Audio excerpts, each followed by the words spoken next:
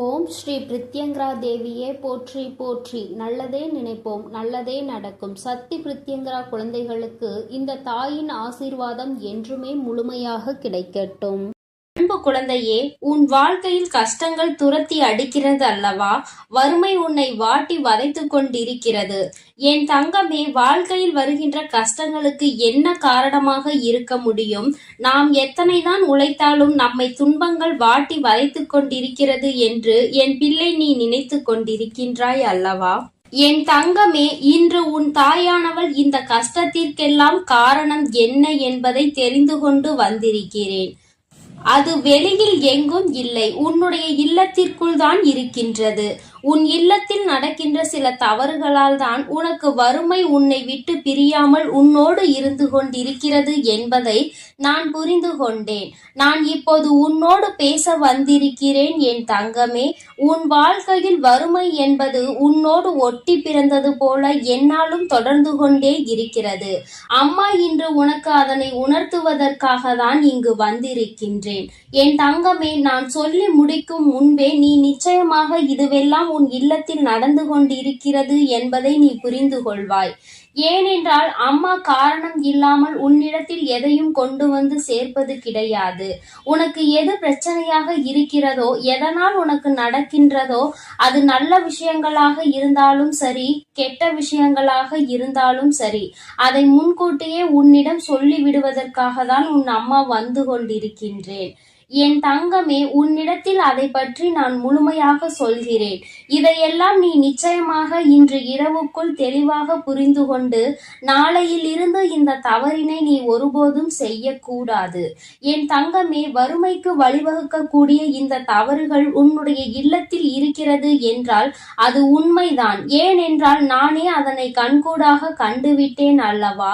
உன்னுடைய இல்லத்தில் நான் இருக்கும் பொழுது உன்னுடைய குடும்பத்தில் இருப்பவர்களும் நீயுமே கூட சில நேரங்களில் இந்த விஷயத்தை செய்கிறாய். இதை செய்யக்கூடாது என்று சிலருக்கு தெரிந்திருக்கும். ஆனால் அந்த நேரத்தில் செய்கின்ற பொழுது அதை மறந்து விடுகிறார்கள். தான் செய்வது தவறு என்பதை அதன் பின்னால் உணர்வதும் கிடையாது. நம்முடைய இல்லத்தில் தெய்வங்களை குடியமர வைக்க வேண்டும் என்றால், தெய்வங்கள் உன் இல்லத்தில் நிரந்தரமாக இருக்க வேண்டும் என்றால், அவர்களுக்கு பிடிக்காத சில விஷயங்களை நீ ஒருபோதும் செய்யக்கூடாது. நீ நன்றாக இருக்க வேண்டும் என்றுதான் அவர்கள் உனக்கு ஆசீர்வாதங்களை வழங்க வருகிறார்கள். அந்த நேரத்தில் நீ அவர்களை அவமதிக்கும் விதமாக நடந்து கொண்டால் அது அவர்களுக்கு மனவேதனையை கொடுத்துவிடும். அப்படியே அங்கிருந்து சென்று விடுவார்கள். என் தங்கமே, அம்மா சொல்கின்ற தெய்வங்கள் யாரெல்லாம் தெரியுமா? உன்னுடைய குடும்பத்தில் வறுமை இல்லாமல் இருக்கவும் செல்வ செழிப்போடு இருக்கவும் உனக்கு துணையாக இருக்கக்கூடியவர்கள் லட்சுமி தேவியானவரும் குபேரரும் தான். என் தங்கமே, இவர்கள் இருவரையும் ஒரு நாளும் அவமதித்து விடாதே. அதற்கு அம்மா சொல்கின்ற இந்த விஷயங்கள் எல்லாம் உன் இல்லத்தில் நடந்து கொண்டிருக்கிறதா என்று ஒரு முறை சோதித்து பார். என் குழந்தையே, உப்பு ஒருபோதும் நீ கீழே சிந்திவிடக் கூடாது. ஏனென்றால் அது மகாலட்சுமியை அவமதிப்பதற்கு சமமாகும் அல்லவா? அதனால் எப்பொழுதுமே உப்பினை கீழே சிந்தாமல் பார்த்து கொள்ள வேண்டும். தெரியாமல் சிந்துவது வேறு, தெரிந்தே அங்கும் இங்கும் அறக்க பறக்க வேலை செய்யும் பொழுது கீழே கொஞ்சம் மேலே கொஞ்சமாக சிந்தி கொண்டு இருக்கக்கூடாது. உப்பினை கையில் எடுக்கும் பொழுது லட்சுமி தேவியாரினுடைய அம்சம் என்ற எண்ணத்தை மனதில் வைத்துக்கொண்டு அதனை பொறுமையாக கையாள்வாய். ஆனால் அது உன்னுடைய சமையலுக்கு அளவோடு போய் சேரும் என்பதை நீ மறந்து விடாதே என் தங்கமே. அதுபோல நல்லெண்ணெய், ஏலக்காய், மிளகு, கடுகு இதையெல்லாம் நீ கீழே சிந்திவிடக் கூடாது.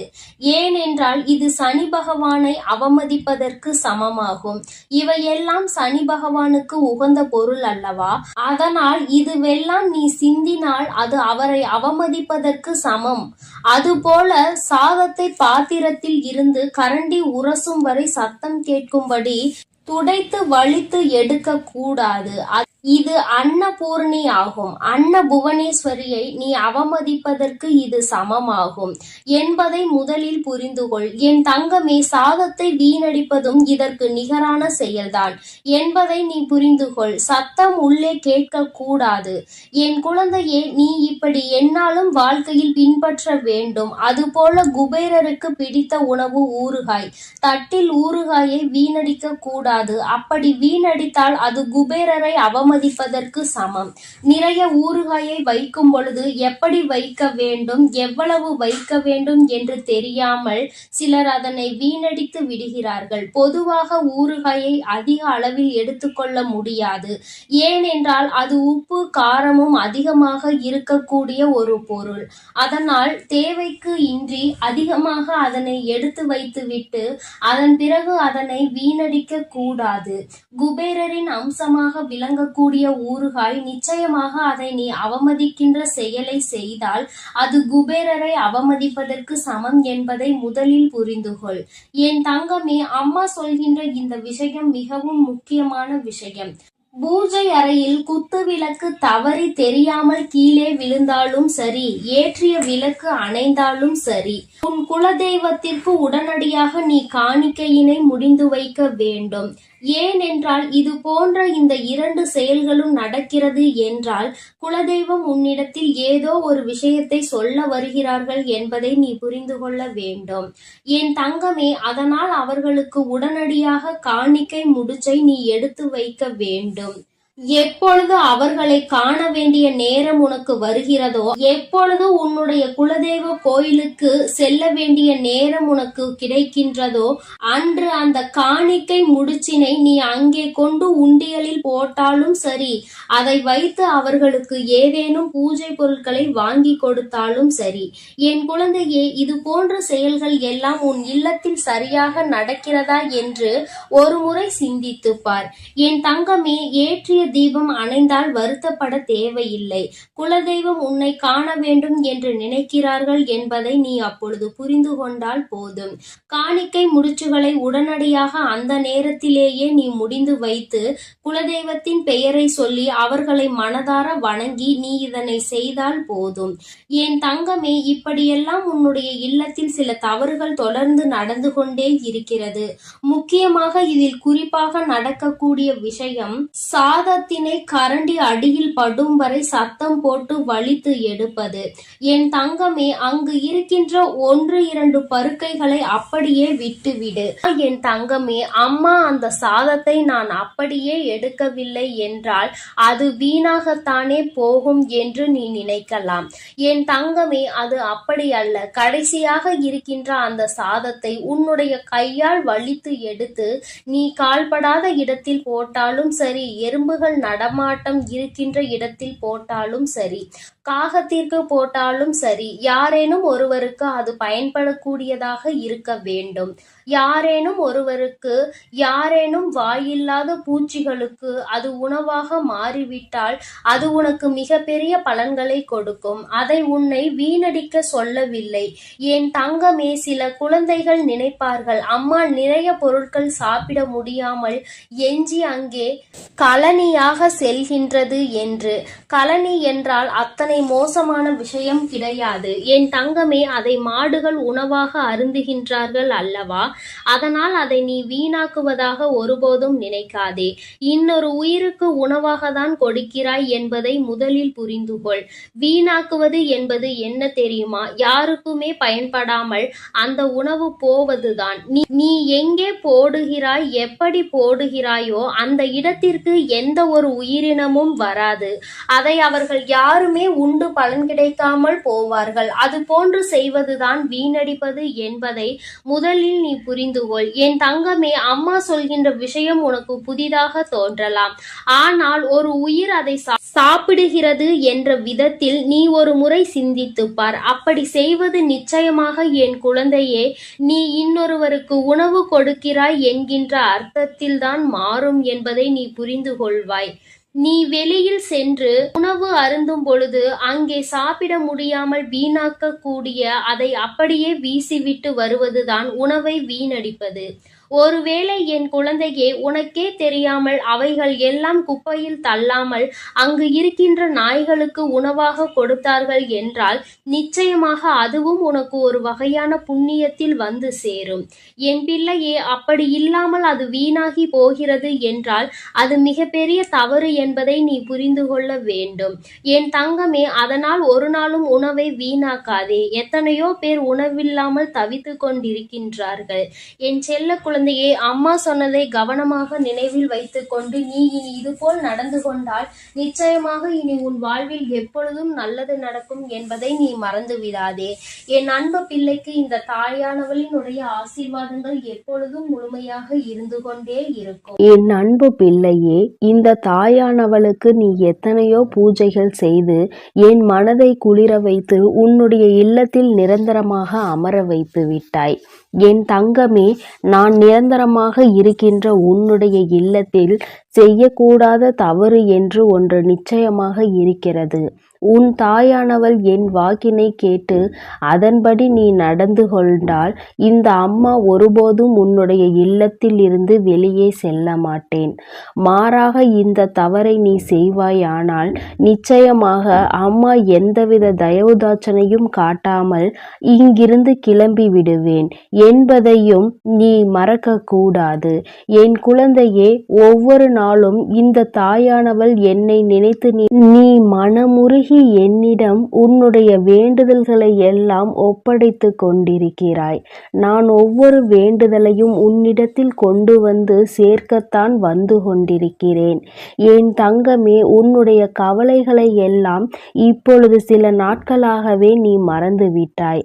அது மட்டும் அல்லாமல் என் பிள்ளையே, இந்த தாயானவளின் மனதை எப்படி குளிர வைக்க வேண்டும், நம் தாயானவளுக்கு என்ன செய்தால் அது சந்தோஷத்தை தரும் என்று நீ அதிகமான நேரங்களில் உன் அம்மா என்னை பற்றியே சிந்தித்து கொண்டிருக்கிறாய். என் பிள்ளையே, என் மீது நீ கொண்ட அன்பினை கண்டு அம்மா மெய்சிலிர்த்து போனேன். என் குழந்தையே, என் மீது காட்டுகின்ற பாசத்தை நானும் உன் மீது காட்ட வேண்டும் என்றுதான் தினம் தினம் உன்னை காண வருகிறேன். என் செல்லமே, நான் உன்னுடைய இல்லத்தில் அமர முடிவு செய்ததோடு மட்டுமல்லாமல் அங்கேயே தங்கவும் செய்துவிட்டேன். என் தங்கமே, உன்னுடைய வாழ்க்கையில் உன்னை சுற்றி நடக்கின்ற சில விஷயங்களை பார்க்கும் பொழுது உனக்கு இருக்கின்ற கஷ்டங்கள் கொஞ்சம் அதிகமாக தான் இருக்கிறது. அதிலிருந்து மீண்டு வர முடியாமல் நீ தவித்து கொண்டிருக்கிற காலங்களும் உன் முன்னால் நின்று கொண்டிருப்பதை நான் காணதான் செய்கிறேன். என் தங்கமே, அதிலிருந்து எல்லாம் நீ மீண்டு வர போகின்ற காலம் வந்துவிட்டது. என் பிள்ளையே, நீ சிலவற்றை ஆராய்ந்து உன்னுடைய மனதை காயப்படுத்தி கொள்வதை விட எல்லாமே உனக்கான பாடம் என்றும் அதை அனுபவமாக நீ எடுத்துக்கொள்ள பழகு. அப்படியானால் இந்த வாழ்க்கை உனக்கு நிச்சயமாக சிறப்பாக மாறும் என்பதை நீ புரிந்து கொள்வாய். என் தங்கமே, வாழ்க்கையில் எதையுமே உன்னால் மாற்ற முடிவதில்லை. எல்லாமே யதார்த்தம் என்று நீ புரிந்து கொண்டு அதன்படி நடக்க தொடங்கினால் எல்லா விதமான கஷ்டங்களும் உன் கண் முன்னால் இருந்து தானாகவே விலகி சென்றுவிடும் என்பதை நீ புரிந்து கொள்வாய். என் குழந்தையே, யாருக்காகவோ வாழ்ந்து காட்டுவதற்கு இந்த வாழ்க்கை ஒன்றும் உனக்கு பரீட்சை கிடையாது. உனக்காக நீ வாழ்ந்துவிட்டு போவதற்கான ஒரு வாய்ப்பு மட்டும்தான் என்பதை நீ புரிந்து கொள். உனக்கு கிடைத்திருக்கின்ற இந்த வாய்ப்பினை நீ சரியாக பயன்படுத்தி கொள்ள வேண்டும். மற்றவர்களுக்காக உன்னுடைய நேரத்தையும் காலத்தையும் நீ வீணடித்து கொண்டிருக்காதே. ஓடுகின்ற நீர் போல நடப்பதெல்லாம் நல்லதுக்கே என நினைத்து கொண்டு நல்லதை செய்ய துணிந்து நில். தீயவை தானாக குப்பை போல ஓரத்தில் ஒதுங்கிவிடும். என் தங்கமே, என் தங்கமே, அழகான குளிரான காட்சியும் மேகம் முடிய வானமும் முகம் காட்ட துடிக்கின்ற சூரியனும் போல நிச்சயமாக இந்த இனிய புன்னகையோடு உன்னுடைய நாள் நல்ல நாளாக எப்பொழுதும் மலரும் என்பதை நீ தெளிவாக புரிந்து கொள்ள வேண்டும். உன்னை குறை கூறுகின்ற பலருக்கு உத்தமராக வாழ்வதை விட உன்னை நம்புகின்ற சிலருக்கு நீ நல்லவனாக வாழ வேண்டும் என்று நினைத்தால் போதும்.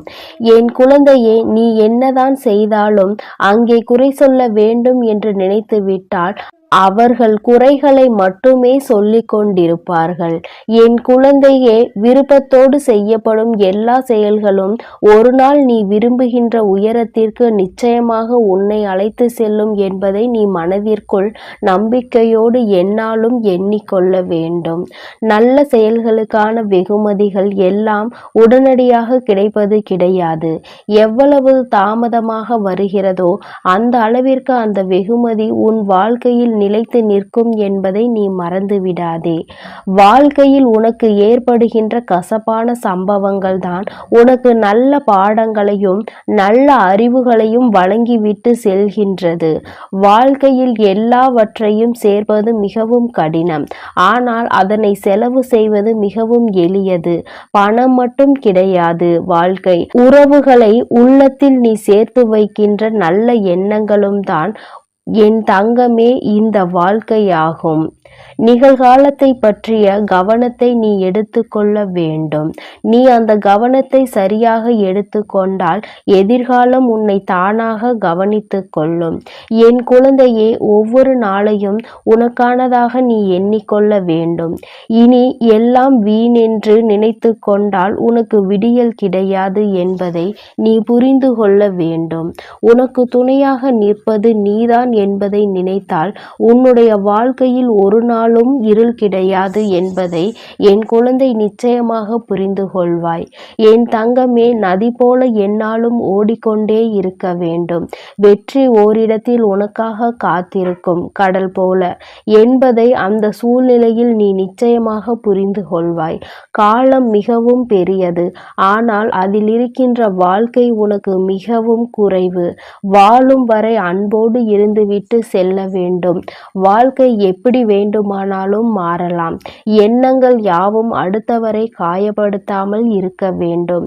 அதுவும் இதுவும் எதுவும் வாழ்க்கையில் கடந்து போகும். ஆனால் நீ கொடுத்த காயங்கள் எப்பொழுதுமே அவர்கள் மறக்காமல் ஒவ்வொரு நாளும் நினைத்து கொண்டு இருப்பார்கள் என்பதை நீ புரிந்து கொண்டால் யாரையும் காயப்படுத்த வேண்டும் என்ற எண்ணம் ஒருபோதும் உனக்கு இருக்காது. என் குழந்தையே, இந்த வராகி குடியிருக்கின்ற இல்லத்தில் எப்பொழுதுமே அமைதி நிலவ வேண்டும். அதற்காக அம்மா சத்தம் போடவே கூடாது என்று சொல்லவில்லை. என் குழந்தைகளினுடைய சந்தோஷமான சிரிப்பலைகள் மட்டுமே உன் இல்லத்தில் கேட்க வேண்டும் என்று சொல்கிறேன். ஒவ்வொரு நாளும் சண்டையிடுவது, அங்கே சச்சரவுகளில் ஈடுபடுவதோ, ஒருவரை ஒருவர் குறை சொல்வதோ, ஒருவருக்கொருவர் சண்டையிட்டு கொண்டு மனதை காயப்படுத்துவதோ, இது போன்ற விஷயங்களை எல்லாம் செய்யக்கூடாது. நான் இருக்கின்ற வீட்டில் இது போன்ற நிகழ்வுகள் நடந்து விடுகிறது என்றால் நிச்சயமாக அந்த இடத்தில் இருந்து நான் எந்த ஐயமும் இன்றி கிளம்பி விடுவேன். நான் அங்கு இருக்கும் பொழுதே உங்களுக்குள் பிரச்சனைகள் ஏற்படுகிறது என்றால் என் குழந்தைகளுக்கு நான் அங்கு இருப்பதில் விருப்பம் இல்லை என்றுதானே அர்த்தம். நீ என்னை மதிக்கவில்லை என்றுதானே அர்த்தம். என் தங்கமே, உன்னுடைய கஷ்டங்கள் எதுவாக இருந்தாலும் என்னிடம் சொல். நீ வேறு யாரிடத்திலும் சொல்லி தேவையில்லாமல் அங்கே ஒரு வாக்குவாதத்தை நீ உருவாக்காதே. உன்னுடைய வாழ்க்கையில் நடக்கின்ற ஒவ்வொரு விஷயங்களுக்கும் நானே பொறுப்பாக இருக்கும் பொழுது உனக்கு எந்த விதமான கவலைகளையும் எந்த விதமான வருத்தங்களையும் நான் தானே சரி செய்ய முடியும். என் தங்கமே, அனுபவம் என்பது நீ கடந்து வந்த பாதை கிடையாது. நீ கற்றுக்கொண்ட பாடங்கள் தான் அனுபவம் என்பதை நீ புரிந்து கொள்ள வேண்டும். எண்ணம் போல வாழ வேண்டும், பிறரை போல வாழ வேண்டும் என்று ஒருபோதும் நினைக்க கூடாது. என் குழந்தை அனுபவித்த துன்பங்களை எல்லாம் மறக்கத்தானே வேண்டும். ஆனால் அந்த அனுபவம் அளித்த பாடங்களை மறந்துவிடக் கூடாது. அந்த பாடங்கள் தான் இனிமேல் எந்த தவறையும் செய்யக்கூடாது என்று உன்னை தூண்டும். அழகாய் அமைவது எல்லாம் வாழ்க்கை கிடையாது. அமைத்த வாழ்க்கையை அழகாக மாற்றிக்கொள்வதுதான் வாழ்க்கை என்பதை என் குழந்தை நீ புரிந்துகொள். சின்ன சின்ன அனுபவங்கள் தான் வாழ்க்கை வாழ்க்கை. அந்த அனுபவங்களை நெறிப்படுத்தினால் வாழ்க்கையில் எப்பொழுதுமே வெற்றி மட்டுமே தொடர்ந்து நிற்கும் என்பதை நீ புரிந்து கொள்வாய். பொறுப்பாக இருக்கிறாய் என்று சொல்வதை விட எந்த அளவிற்கு பொறுமையாக இருக்கிறாய் என்று சொல். நிச்சயமாக உன் வாழ்க்கை உனக்கு நிதானமாக உன் கைகளில் கொண்டு வந்து எல்லாவற்றையும் சேர்த்துவிடும் என்பதை என் பிள்ளை நீ புரிந்து கொள்வாய். என் தங்கமே, தெய்வங்கள் ஏற்படுகின்ற சூழ்நிலை வந்தால் அதை பொறுமையாக எதிர்கொண்டு என் குழந்தை அதை சரி செய்யத்தான் முயற்சி செய்ய வேண்டுமே தவிர மாறாக பிரச்சனைகளை வளரவிட்டு வீட்டில் இருக்கின்ற மற்றவர்களின் நிம்மதியையும் கெடுக்கக்கூடாது. தெய்வம் உன் இல்லத்தில் குடியிருக்க வேண்டும் என்று விரும்பினால் நிச்சயமாக அங்கே இது போன்ற சம்பவங்கள் எல்லாம் நடக்கக்கூடாது.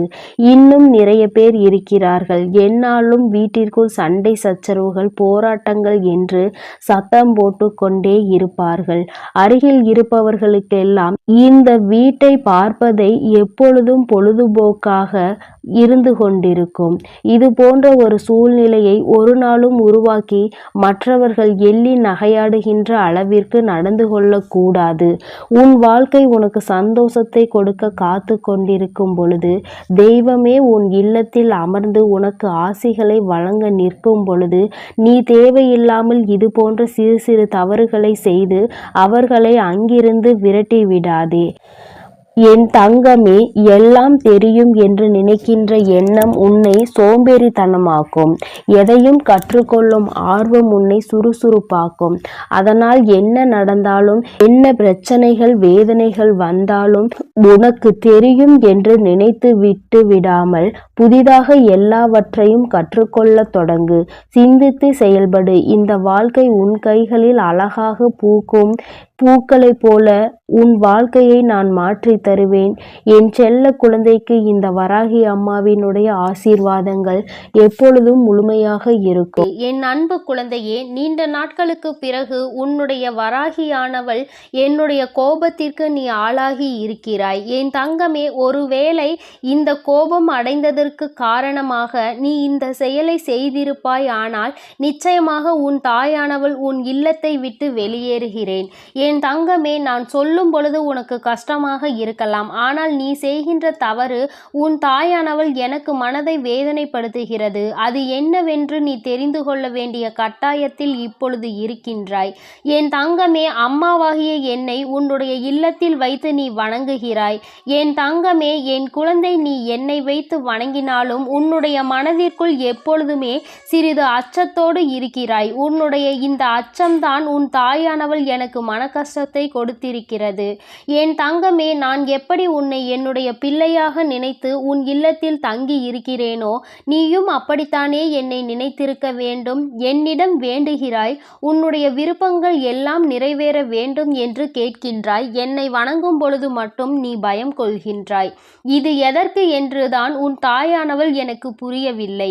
உன் வராகி அம்மா ஆனவள் நான் உன்னோடு பேசுகிறேன் அல்லவா, நான் உன்னுடைய மனதில் இருக்கின்ற எண்ணங்களை புரிந்து கொள்கிறேன் அல்லவா, உன் வாழ்க்கையில் உனக்கு தேவையானதை எல்லாம் செய்து கொடுக்கிறேன் அல்லவா, உன்னுடைய கஷ்டங்களுக்கெல்லாம் உன்னோடு நின்று கொண்டிருக்கிறேன் அல்லவா. அப்படி இருக்கும் பொழுது நீ மற்ற தெய்வங்களை வணங்கும் போதுதானே என்னையும் வணங்க வேண்டும். அப்படி இல்லாமல் என் குழந்தை, நீ பயப்படுவதற்கு காரணம் என்ன? யார் வேண்டுமானாலும் என்ன வேண்டுமானாலும் சொல்லிவிட்டு போகட்டும். உன்னுடைய மனது என்னை பற்றி உன்னிடத்தில் என்ன சொல்கிறது? இந்த தாயானவள் உன்னோடு அன்போடு இருக்கிறாளா இல்லையா? அல்லது இந்த வராகி அம்மா உனக்கு ஏதேனும் கெடுதல் செய்து விட்டாளா என்பதையெல்லாம் நீ யோசிக்க வேண்டும். நான் உன்னை பயமுறுத்தி இருக்கிறேனா என்பதையெல்லாம் ஒரு நிமிடம் யோசித்து பார். அம்மா எத்தனை கனிவோடு உன்னிடத்தில் நடந்து கொள்கிறேன். பஞ்சமி பூஜைகளில் எல்லாம் என் குழந்தைக்கு காட்சி கொடுத்து என்னுடைய பிள்ளையின் மனதை நான் அமைதிப்படுத்தி இருக்கிறேன். என் குழந்தைக்கு இருக்கின்ற மனக்குழப்பத்தை நான் தீர்த்து வைக்கிறேன். என் தங்கமே, அப்படி இருந்தும் கூட சில நேரங்களில் யாரேனும் உன்னிடம் வந்து ஒரு வார்த்தையை சொல்லிவிட்டார்கள் என்றால் உடனே பயந்து என்னை வணங்குவதை நிறுத்தி விடுகின்றாய். பஞ்சமி பூஜைகளை தவிர மற்ற நேரங்களில் எனக்கு பூஜைகளை செய்ய யோசிக்கிறாய். அம்மாவின் பக்கம் திரும்பவே சிறிது பயம் கொள்கின்றாய். என்னுடைய பிள்ளையாக நீ இருப்பாயானால் இனிமேல் ஒருபொழுதும் இது போன்ற விஷயங்களுக்கெல்லாம் நீ பயப்படக்கூடாது. நான் உன்னிடத்தில் முழுமையான அன்பினை எதிர்பார்க்கிறேன். உன்னுடைய இல்லத்தில் நான் தங்கி இருக்க வேண்டும் என்றால் அது எனக்கு மிகவும் அவசியம் அல்லவா? நான் உன்னை ஏற்றுக்கொண்டது போல நீயும் என்னை ஏற்றுக்கொள்ள வேண்டும் அல்லவா? ஒரு தாயாக நான் எப்பொழுதுமே உன்னிடத்தில் நிற்கும் பொழுது நீயும் ஒரு பிள்ளையாக என்னை எப்பொழுதுமே அரவணைக்க வேண்டும் என்றுதான் ஆசைப்படுகிறேன். நீ என்னை எப்பொழுது வேண்டுமானாலும் வணங்கலாம், எப்பொழுது வேண்டுமானாலும் என்னிடத்தில் வந்து பேசலாம். நான் உன்னுடைய வார்த்தைகளை எப்பொழுதுமே செவிகொடுத்து கேட்டுக்கொண்டுதான் இருப்பேன். அம்மா எங்கே இருக்கிறாய் என்று தேடாமல் உன் இல்லத்தில் இருக்கின்ற என்னை நீ நல்லபடியாக பார்த்து கொள்ள வேண்டும். ஆனால் நான் உன்னிடத்தில் வந்து எனக்கு அது வேண்டும் இது வேண்டும் என்று கேட்கவில்லை. எனக்கு தேவையெல்லாம் உன்னுடைய அன்பான அந்த பார்வை மட்டும்தான். என் மீது நீ கொண்டிருக்கின்ற அந்த நம்பிக்கையை மட்டும்தான். நீ எப்பொழுதுமே என் மீது அன்பாக இருக்கிறாய் என்று எனக்கு நீ உணர்த்த வேண்டும். அது மட்டும்தான். என் தங்கமே, எல்லா தெய்வங்களுக்கும் ஆரத்தி காண்பிக்கும் பொழுது உன் தாயானவள் என்னை நீ மறக்க கூடாது. நீ எப்பொழுதுமே என்னை உன்னுடைய அன்பின் உருவமாக ஏற்றுக்கொள்ள வேண்டும். யாரோ சொன்னார்கள் என்னை இந்த நாளில் வணங்கக்கூடாது, அந்த நாளில் என்னை பார்க்க கூடாது என்றெல்லாம் நீ ஒருபொழுதும் உன் மனதிற்குள் போட்டு குழப்பிக் கொள்ளாதே. நான் அல்லவா உன்னிடத்தில் தினமும் பேசிக்கொண்டிருக்கிறேன். அப்பொழுதெல்லாம் என்னை பார்க்கிறாய் அல்லவா? உன் தாயானவள் என்னுடைய இந்த முகத்தை தினமும் கண்டுகொண்டுதானே என் பிள்ளை நீ உன்னுடைய செயலை செய்ய ஆரம்பிக்கிறாய். அப்படி இருக்கும் பொழுது அதை நினைத்து நீ வருத்தப்படாதே.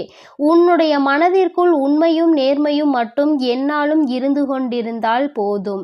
உனக்குள் அது எப்பொழுதும் நிலைத்திருக்கும் போது நான் நிச்சயமாக சிலருக்கு தண்டனையை கொடுக்கத்தான் செய்வேன்.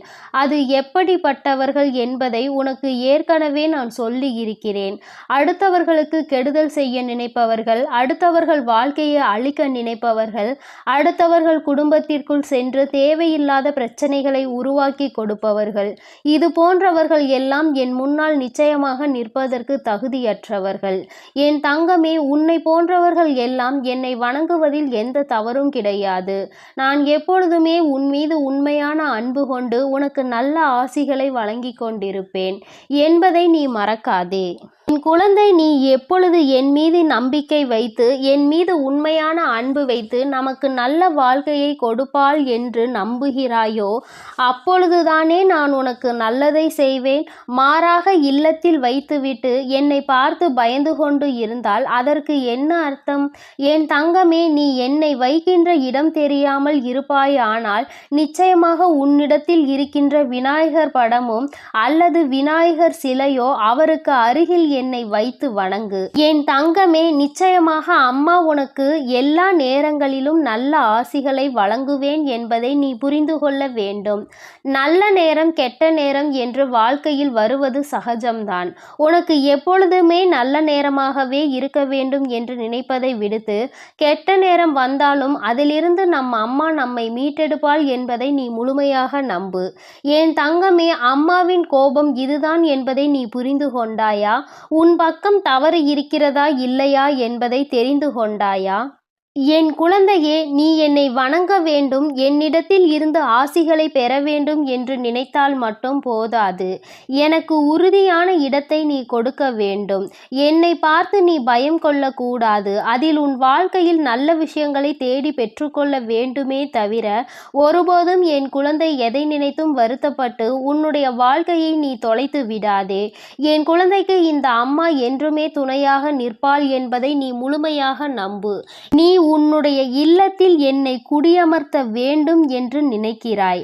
ஆனால் அதை பஞ்சமி நாளில் மட்டும்தான் நினைக்கிறாய். அப்படியானால் மற்ற நாட்களில் எல்லாம் நான் வெளியேறி விடவா? என் தங்கமே, இதற்கு நீ இன்று எனக்கு பதில் சொல்லியே தீர வேண்டும். என் குழந்தையே, நான் உன்னை ஒவ்வொரு நாளும் கண்காணித்து கொண்டிருக்கிறேன். உன்னுடைய நடவடிக்கைகளை நான் பார்த்து கொண்டிருக்கிறேன். என் பிள்ளை, எதை நினைத்து வருத்தப்படுகிறாய், வாழ்க்கையில் எந்த விஷயத்திற்காக கஷ்டப்படுகிறாய் என்பதையெல்லாம் நான் பார்த்து கொண்டிருக்கிறேன். என் தங்கமே, அப்படி இருக்கும் பொழுது நீ நான் அங்கு இல்லை என்று நினைத்துவிடக் கூடாது அல்லவா? ஒவ்வொரு நாளும் சில விஷயங்களை உன்னிடம் சொல்லும் பொழுதெல்லாம் எல்லாம் உன் வாழ்க்கையில் நடந்ததை நான் அப்படியே சொல்கிறேன். என் குழந்தை, நீயும் அம்மாவிடம் அம்மா நடந்ததை அப்படியே சொல்லிவிட்டீர்கள் தாயே என்று சொல்கிறாய் அல்லவா? அப்படியானால் என் பிள்ளைக்கு இந்த தாயானவள் வாழ்க்கை முழுவதும் துணையிருக்கிறாள் என்பதை நீ முதலில் புரிந்து கொள்ள வேண்டும். என் தங்கமே, இதுநாள் வரையிலும் நடந்தது நடந்ததாக இருக்கட்டும். நீ தெரிந்து செய்தாலும் சரி, தெரியாமல் செய்திருந்தாலும் சரி, அம்மா உன் மீது வருத்தப்பட்டு இருக்கிறேனே தவிர என் குழந்தைக்கு ஒரு நாளும் அம்மா நல்ல விஷயங்களை செய்து கொடுக்காமல் போக மாட்டேன். என் குழந்தை, இனிமேலாவது அம்மாவினை உன்னுடைய பெற்ற தாயாக நினைத்து என் மீது அன்பு செலுத்து. உன்னுடைய இல்லத்தில் வைத்து வணங்கு. எந்த விதமான பய உணர்வும் உனக்கு தேவை கிடையாது. தவறு செய்தவர்கள் மட்டும் என்னை பார்த்து பயப்பட வேண்டுமே தவிர தவறு செய்யாதவர்கள், வாழ்க்கையில் உண்மையாகவே நல்லதை செய்யக்கூடியவர்கள், யாருக்கும் கெடுதல் செய்யக்கூடாது என்று நினைப்பவர்கள் எல்லாம் ஒரு நாளும் என்னை பார்த்து பயப்பட வேண்டாம். நான் உன் வாழ்க்கையில் உனக்கு நல்லதை மட்டுமே செய்து கொடுக்க வந்திருக்கிறேன். ஒரு நாளும் என் பிள்ளை நீ வேதனைப்படாமல் இரு. அம்மா உன் இல்லத்தில் நிரம்பி இருக்கிறாள் என்பதை நீ நிச்சயமாக மன சந்தோஷத்தோடு ஏற்றுக்கொள். இந்த வராகியானவள் உன் வாழ்க்கையில் இருக்கும் பொழுது உனக்கு எந்த பயமும் வேண்டாம். அம்மா உன் வாழ்க்கையில் உனக்கான வெற்றியை கொண்டு வந்து உன் கைகளில் கொடுப்பேன் என்பதை நீ மறந்து விடாதே. என் பிள்ளையே, நான் சொன்ன விஷயங்களில் உனக்கு உடன்பாடு இல்லை. அம்மா, நான் உன்னை நம்பிதான் என் வீட்டில் வைத்து வணங்குகிறேன். நான் எப்பொழுதுமே உன்னை கனிவோடு பார்க்கிறேன் என்று சொல்வாயானால் அது எனக்கு மிகுந்த சந்தோஷம். அப்படி இல்லாத பட்சத்தில் உனக்குள் பயம் இருக்கிறது என்றால் நிச்சயமாக நீ அதை திருத்திக் கொள்வது மிகவும் நல்லது. என் அன்பு குழந்தைக்கு இந்த சக்தி பிரித்யங்கராவின் அன்பும் ஆசீர்வாதமும் முழுவதுமாக கிடைக்கும். ஓம் ஸ்ரீ பிரித்யங்கரா தேவியே போற்றி போற்றி. ஓம் ஸ்ரீ பிரித்யங்கரா தேவியே போற்றி போற்றி.